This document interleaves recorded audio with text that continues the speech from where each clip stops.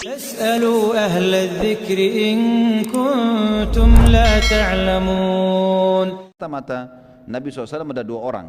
Satu orang, yang pertama sahabat Nabi namanya Busbus bin Amr, dan juga yang kedua Adi bin Abi Darda. Busbus bin Amr dan Adi bin Abi Darda radhiyallahu anhuma ini diutus oleh Nabi SAW menjadi mata-mata. Kedua sahabat ini mulai keluar dan mencari berita. Saat yang bersamaan Abu Sufyan juga sendiri keluar mencari informasi di lokasi yang sama. Jadi kafilah Quraisy lagi istirahat di dekat wilayah Badr itu, gitu kan, lagi istirahat. Maka Nabi SAW kutus mata-mata dua orang ini. Jadi mata-mata ini juga istirahat di tempat yang sama, tanpa mereka tahu kalau ini ada kafilah Quraisy.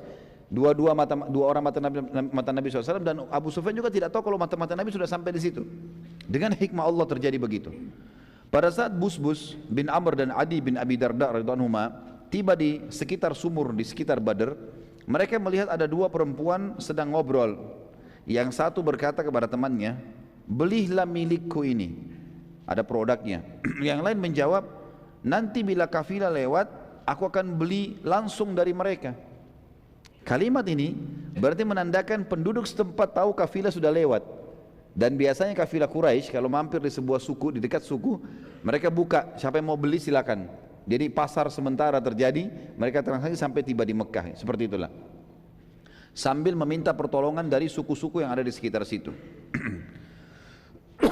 Kedua sahabat tersebut lalu mengetahui bahwa kafilah sudah sangat dekat, lalu mereka berdua balik dan menginformasikan kepada Nabi SAW. Setelah beberapa saat Busbus bin Amr dan Adi bin Abi Darda radhiyallahu anhuma meninggalkan tempat tersebut, Abu Sufyan tiba di tempat yang sama, bertemu dengan dua perempuan tadi. Lalu kemudian Abu Sufyan bertanya, "Apakah kalian lihat ada orang yang lewat di sini?" Kepada perempuan ini. Keduanya menjawab, "Tadi ada dua orang yang lewat, tapi tidak berbicara dengan kami. Hanya singgah sebentar lalu pergi, dan kami tidak tahu kemana." Abu Sufyan lalu mendatangi tempat Busbus bin Amr radhiyallahu anhu dan juga Adi bin Abi Darda radhiyallahu anhu yang singgah tadi, kemudian menemukan bekas kotoran unta mereka. Dan Abu Sufyan menemukan di kotoran unta mereka, dikorek-korek, ternyata ada biji kurma. Di sini perlu diketahui teman-teman sekalian, ini dalam sekali pelajaran sirahnya ini kalau kita masuk ke dalam hal-hal yang seperti ini, karena banyak sekali strategi juga yang ternyata pada saat itu sudah terjadi dan luar biasa gitu. Abu Sufyan tahu sekali, di antara semua suku Arab hanya orang-orang Madinah saja yang memberikan unta mereka makan kurma. Yang lain tidak ada, makanya daun biasa.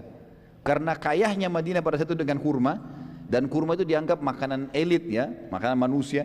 Tapi karena banyaknya mereka berikan kurma kepada unta-unta mereka. Abu Sufyan bisa dengan jeli pada saat itu memeriksa kotoran yang ada di situ dari dua orang sahabat ini, dan dia tidak tahu kalau ini sahabat, dia cuma mau tahu ini dari Madinah atau bukan. Dikorek, ditemukan memang ada biji-biji kurma. Maka Abu Sufyan akhirnya tahu kalau ini pasti mata-mata Madinah.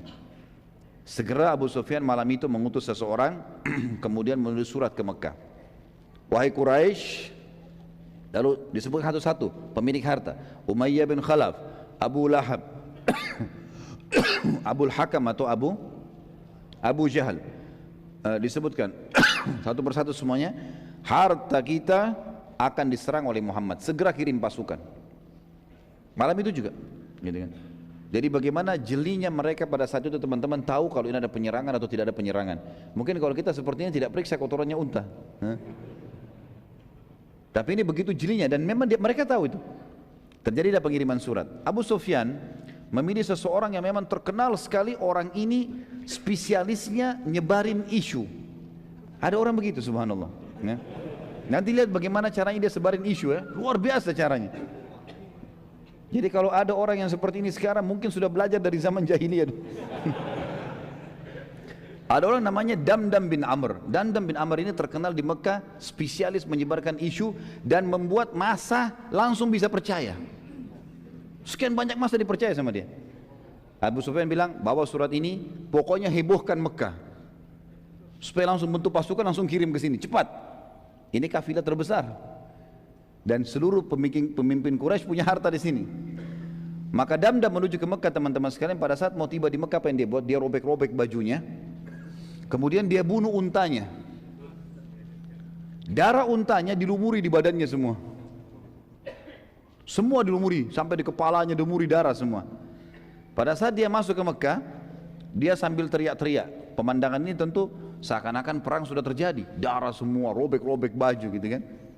Pada saat tiba di wilayah namanya Bata, ya, Bata ini sebuah wilayah disebutkan, artinya sudah terjangkau. Pintu gerbang sudah kelihatan, penjaga pintu gerbang sudah kelihatan. Di atas benteng Mekah sudah ada pasukan-pasukan, ada prajurit yang jaga.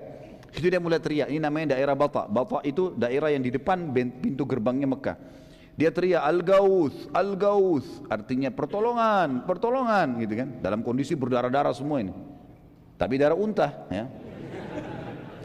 Al-Latima, Al-Latima, Al-Latima itu penyerangan, penyerangan gitu kan. Lalu sambil dia jalan, dia buat dirinya jatuh berdiri. Padahal nggak apa-apa ini. Berdiri lagi, jatuh lagi. Orang lihat semua. Masuk pintu gerbang Mekah, teriak lagi Al-Gauth, Al-Gauth, Al-Latima, Al-Latima, pertolongan, pertolongan, penyerangan, penyerangan. Orang tanya, ada apa? Ada apa wahai Damdam? Dia tidak mau jawab. Dia nggak mau jawab. Tetap aja dia jalan. Terus dia jalan. Orang sambil dengar, dia terus teriak Al-Gauth, Al-Gauth. Orang Mekah akhirnya kumpul, makin banyak, makin banyak, makin banyak, sampai sudah kumpul semua. Dan dia berada pas di depannya majelisnya tokoh-tokoh Quraisy yang dikenal dengan Darun Nadwa. Teriak-teriak lagi Al-Gauth, Al-Gauth, Al-Latima, Al-Latima, teriak-teriak begitu terus ya. Maka pada saat semua sudah kumpul maka orang-orang tokoh Quraisy yang bertanya, wahai Damdam, ada apa? Dan mereka tahu Damdam ini ikut dengan Abu Sufyan. Mereka tahu ini adalah ikut sama kafilah Abu Sufyan. Dan kebetulan Damdam pada saat itu salah satu dari 40 orang prajurit yang sedang mengawal kafilah. Kalau tidak salah memang dia juga pimpinan dari 40 pengawal itu gitu kan. Maka dia pun akhirnya teriak-teriak, lalu dia mengatakan, penduduk Madinah dan Muhammad sudah menyerang. Bukan dia bilang baru persiapan ya, sudah menyerang kafilah gitu kan. Kalau kalian tidak berusaha menolongnya secepat mungkin, maka dipastikan harta kalian habis semua. 2.000 maaf, 2.500 atau 3.000 ekor unta semuanya pasti akan habis. Maka pada saat itu teman-teman sekalian bisa dibayangkan bagaimana mahirnya Damdam ya, memutar rekayasa data sampai seakan-akan terjadi sesuatu dan penduduk Mekah segera mengumpulkan pasukan. Kalau tidak menggunakan cara ini, mungkin pasukan tidak terkumpul dalam satu malam. Tapi dengan cara ini, satu malam terkumpul semua. Dan terkumpul 1.000 personil pada saat itu. 700 pertama, 700 personil siap perang. Terutama musuh Islam Abu Jahal. Abu Jahal teriak-teriak nih. Kemudian dia teriak-teriak untuk memanggil seluruh kepala suku memerang, kirim pasukan kalian. Sedikit kita selipkan kisah teman-teman, kisah tentang Abu Lahab dan Umayyah bin Khalaf di sini. Abu Lahab adalah paman Nabi SAW, paman kandung, ya, saudaranya Abbas, saudaranya Abdullah, ya kan, paman kandung Nabi SAW. Tapi dia membenci Islam dan sudah pernah kita jelaskan ada dua paman Nabi SAW yang mencapai masa kenabian, masih hidup dan mereka beriman. Itu adalah Hamzah dan Abbas radhiyallahu anhum majma'in. Ada dua paman Nabi yang sampai masa kenabian tapi tidak beriman. Itu adalah Abu Lahab dan Abdul Muttalib. Abu Lahab ini teman-teman sekalian, pada saat dia tahu hartanya banyak di situ, tapi karena dia merasa dia nggak perlu ikut, dia mau jaga Mekah, khawatir terjadi nanti peperangan benar, kemudian pasukan kalah, maka ini kesempatan dia menjadi pemimpin di Mekah. Dia kebetulan pernah mengutangkan uang kepada seseorang, dan dia berkata kepada orang itu, kalau kau mau utangmu lunas, maka keluarlah mewakiliku. Bilang aku mewakili Abu Lahab untuk keluar berperang. Maka orang itu pun setuju. Akhirnya orang tersebut pergi mewakili ya, Abu Lahab. Kemudian kisah yang unik adalah Umayyah bin Khalaf. Siapa Umayyah bin Khalaf ini teman-teman sekalian? Umayyah bin Khalaf ini sahabat dekatnya Abu Jahal, sahabat dekatnya Abu Lahab, tokoh Quraisy. Ada kisah dulu dalam riwayat Bukhari disebutkan. Umayyah bin Khalaf ini bersahabat dekat dengan satu orang dari Ansar, dari asli Madinah, namanya Sa'ad bin Mu'adz radhiyallahu anhu. Ini Sa'ad bin Mu'adz pimpinan suku Khazraj, ya, terkenal sekali. Yang pada saat dia meninggal, singgasananya Allah, arsy-Nya Allah goncang. Sa'ad bin Mu'adz ini bersahabat sama Umayyah bin Khalaf, sahabat dekat. Pada saat itu teman-teman sekalian, Sa'ad bin Mu'adz radhiyallahu anhu pernah, ini sebelum kejadian ini ya, jauh sebelumnya, waktu muslimin sudah pada hijrah ke Madinah, di tahun pertama Hijriah, beliau pernah lewat di Mekah dan ingin tawaf. Tapi Mekah sudah tidak bisa orang Islam masuk, kalau masuk bisa dibunuh. Cuma dia kepala suku, dia suratin dari luar Mekah, Umayyah bin Khalaf, sahabat dekatnya. Umayyah bin Khalaf ini kalau datang ke Madinah bertamu di rumahnya Sa'ad. Kalau Sa'ad ke Mekah jadi tamu, sahabat dekat. Dua-duanya pemimpin suku, ini di Mekah, ini di Madinah, dan dua-duanya orang kaya raya.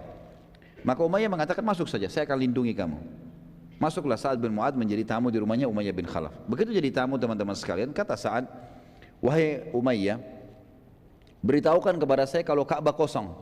Kapan kosong? Tidak ada orang tawaf, orang Mekah, saya mau tawaf. Malam hari nggak apa-apa. Karena pada zaman itu teman-teman sekalian, orang-orang Quraisy banyak yang tawaf sambil telanjang, dan mereka bersiul serta bertepuk tangan.